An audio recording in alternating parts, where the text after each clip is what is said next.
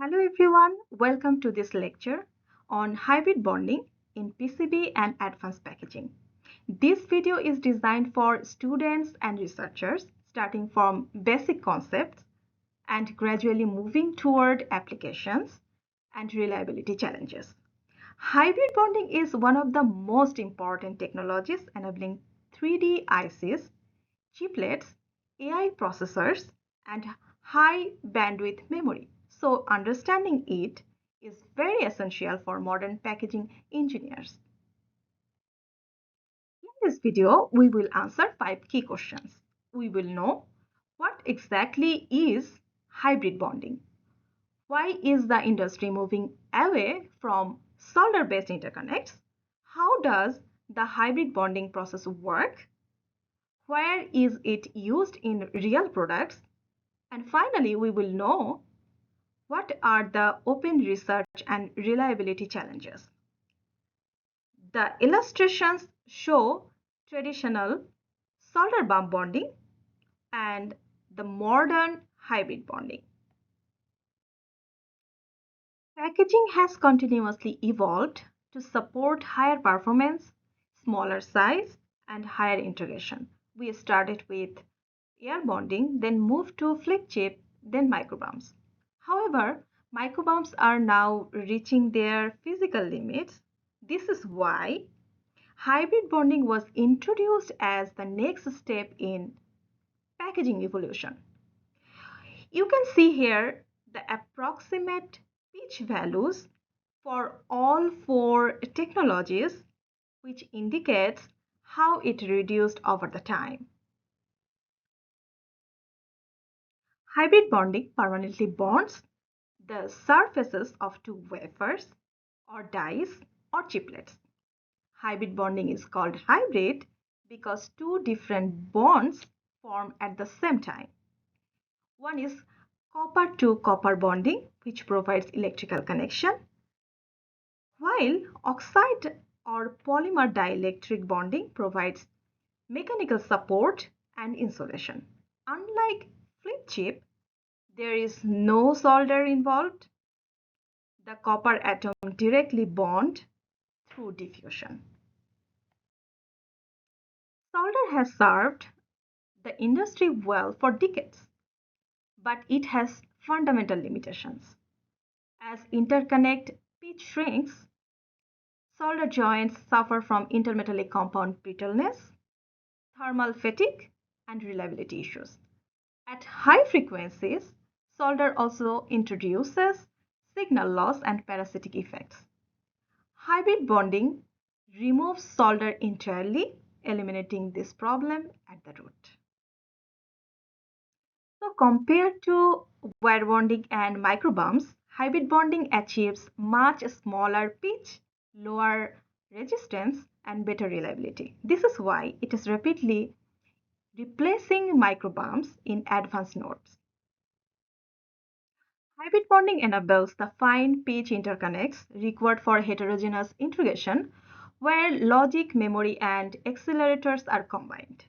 It supports high input-output density, low power loss, and very high speed signaling, which is critical for AI and HPC systems. And also, in traditional configuration, most reliability failures in packaging originate in solder joints, such as IMC cracking, solder fatigue, creep, and void formation. Eliminating this solder entirely, hybrid bonding fundamentally changes the failure physics. Let's understand where hybrid bonding fits in the overall packaging hierarchy. In electronic system, packaging is built in layers. We start with PCB, then the package, then the interposer, and finally the silicon die. Hybrid bonding happens at the die-to-die level. This is the closest and most advanced connection inside the package. Hybrid bonding is mainly used in 3 ways. Die-to-die, where 2 chips are directly bonded. Wafer to wafer, where 2 wafers are bonded together. And die to wafer, where individual dies are bonded onto a wafer. These approaches are common in 3D ICs, chiplets, and memory stacking. Let's discuss the material used in hybrid bonding. On the dielectric side, we typically use silicon dioxide and polymer-based dielectrics. At advanced technology nodes, low-K and polymer dielectrics are preferred to reduce capacitance and improve performance as well. On the conductive side, the main material is copper due to its excellent conductivity and diffusion bonding capability. In the same time, matching the coefficient of thermal expansion and surface chemistry is critical for reliability. Hybrid bonding combines dielectric bonding and copper-to-copper bonding in a single process. The success of hybrid bonding depends on atomic scale surface quality, precise alignment, and controlled thermal processing. Let's go through each step and understand. The first and most critical step is surface preparation. Both copper pad and surrounding dielectrics are planarized using chemical mechanical polishing. The goal here is to achieve ultra-flat surfaces, typically with a surface roughness of less than 1 nanometer RMS. Hybrid bonding relies on direct atomic contact, so even a very small height variation can lead to voids or weak bonds. After planarization, the surfaces undergo surface activation. This is usually done by plasma treatment or wet chemical cleaning. Surface activation removes organic contamination, reduces copper oxidation, and increases surface energy. And this step makes the surface more reactive and allows bonding to occur at lower temperatures. Without proper activation, the bonding strength is significantly reduced. The next step is alignment. The two dies and wafers must be aligned with sub-micron accuracy, which is absolutely critical for fine pitch interconnects. As interconnect pitch decreases, alignment tolerance becomes tighter. Any misalignment can result in open connection, shorts, or yield loss, which is making alignment one of the most challenging steps in hybrid bonding.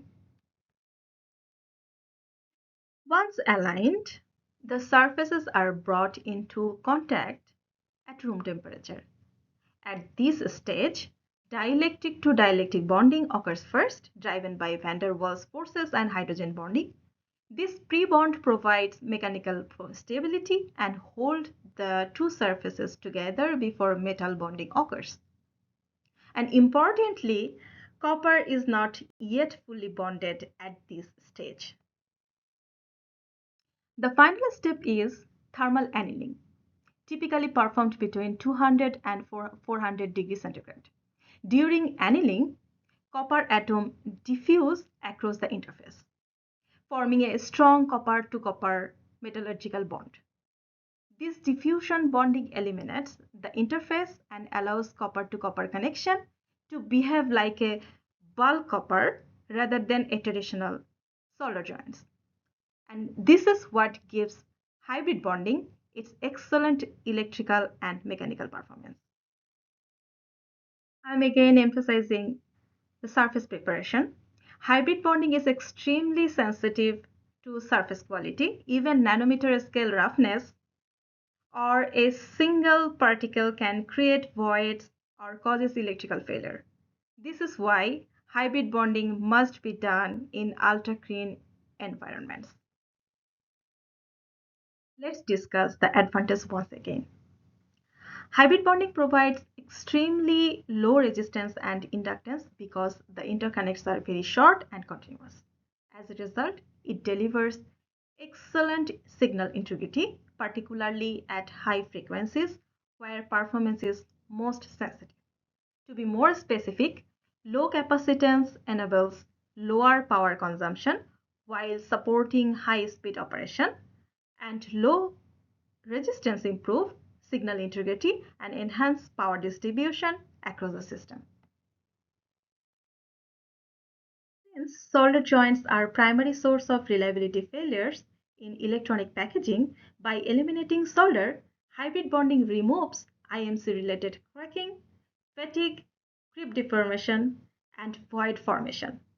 As a result, the dominant failure physics changes, with the copper-copper interface behaving like a bulk metal connection.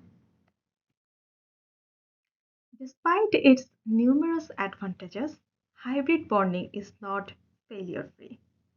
The first challenge is surface defects.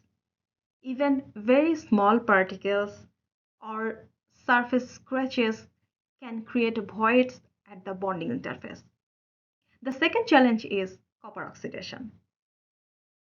So bonding must be done under very clean, controlled clean room condition to prevent oxide formation. The third challenge is thermal stress. The process such as annealing can introduce stress and copper grain growth during thermal cycling, can also affect long-term reliability. Another challenge is CTE mismatch, especially between die and the substrate.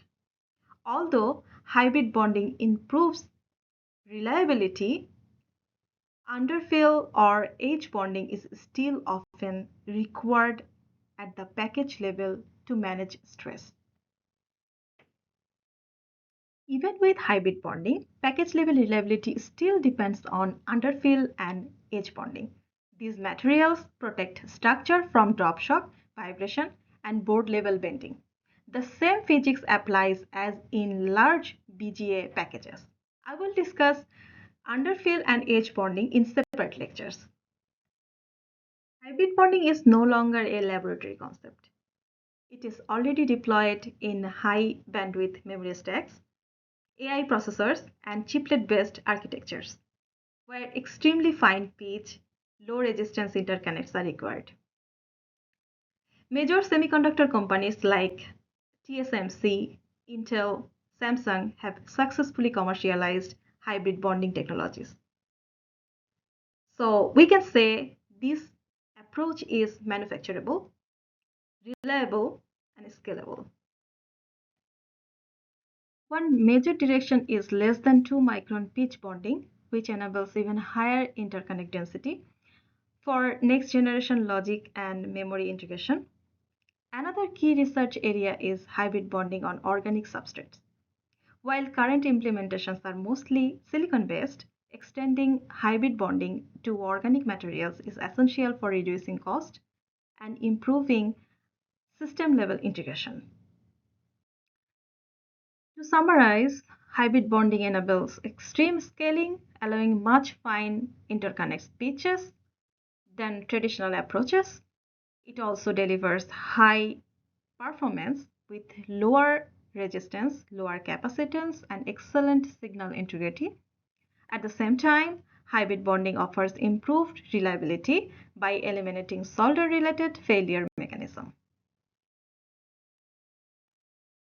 Thank you for watching. If you do have any question, please comment below.